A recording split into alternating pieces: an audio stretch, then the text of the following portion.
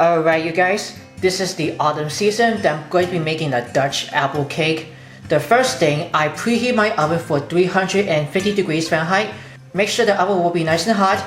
You're going to take out 9 by 13 inch baking pan, spray it with non-stick cooking spray, and set aside. I peel and core 3 Granny Smith apples, slice it thin. I just use for the easy way for you to use the apple slicer and the apple core. It's going to be great fast as it can. I just put it into the bowl or plate if I usually have one. Now we're going to go out for the cake. I have a stick of room temperature unsalted butter.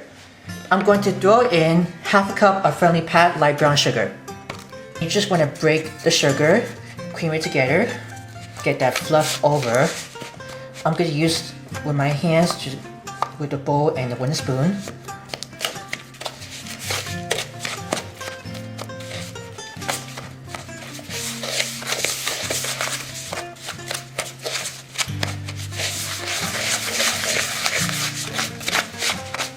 This one's just perfect. You can also use a stand mixer. If you can, it is up to you. I'm going to add 2 large eggs. Make sure to have your eggs room temperature. I'm going to be in one at a time. The first egg to be with, just to get smooth over. I'm starting with the first, and I'm going to do it with the second. We're almost there. Let me plop the last one.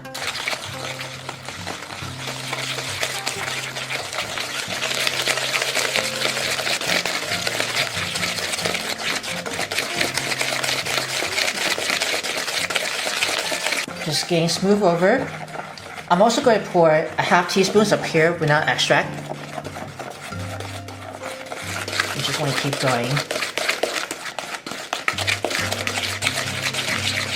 I'm going to put 1 cup of unsweetened applesauce.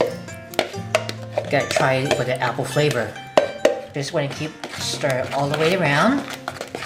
Here we go. This is almost there. We're going to set this aside for momentarily and move on for the dry ingredients. Now for the dry ingredients in a separate bowl, I have 2 cups of all-purpose flour. I'm going to put a half teaspoon of baking soda, 1 teaspoon of baking powder, and a 4 teaspoons that I'm going to be using a kosher salt. This is going to be a pure and natural flavor. I'm just going to plop that right in. Just going to give this a stir. I'm going to use the one for the wire whisk.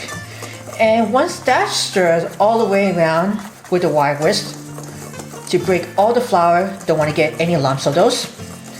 We're going to add all of the dry to the apple mixtures, and we're going to stir all the way around to get that nice and smooth batter. Let's add that right onto this for the apple mixtures. Hopefully it's going to taste great, and just going to stir that all the way. I'm going to be able to see that. So like I said, just stir all the way around to get that smooth batter. Just getting smooth batter. Always have to make sure to scraping the sides of the bowl and the bottom using for the rubber spatula to get the raw flour everywhere. This is almost getting perfect. I'm going to move this right around here for the cinnamon and sugar toppings. Now to make these for the cinnamon and sugar toppings, what I have into the medium bowl, I'm putting 3 tablespoons of granulated sugar, and I'm also going to put about 1 teaspoon of ground cinnamon. We're just going to combine these two and just give that a stir. Get that real coat all the sugars and cinnamon right into the medium bowl. I can smell the cinnamons really a lot. There we go. Now we're ready to assemble. Now we're going to pour those batter right into a prepared pan. Get used to it with a rubber spatula to scrape it all off the bowl. Don't want to waste that.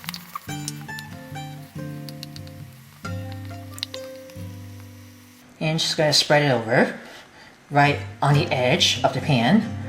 Again, make it even. Just spread it over here. Now you can go ahead and arrange all the sliced apples right on top. Just want to make it very nice and decorative. Alright, we're almost finished arranging all the apples. Let's finish the last slice. Hopefully it does get taste great. And I have only leftover apple slices. I'm going to save one for the garnish, or you can also make one for the salad. So after arranging all the apples, let's sprinkle some cinnamon and sugar right on top of the apples. And this is going to be good cinnamon flavor. Just almost finished sprinkling. Once you sprinkle all the cinnamon and sugars right on top of the apples after it's just been arranged, We're going to bake this in the oven for 30 minutes. Has been preheated for 350 degrees Fahrenheit.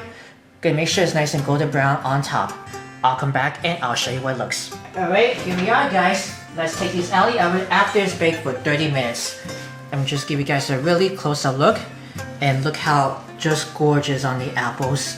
And the cinnamon is right over it all the way onto the cake. And we're going to let them cool on the wire rack to give that a little rest for a while before I'm going to serve it. I'm guessing I cool about for 20 minutes on the wire rack, using the toothpick to insert it into the center of the cake to check with.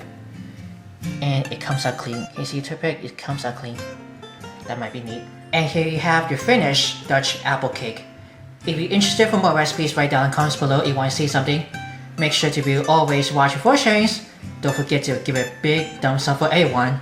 As always, happy autumn.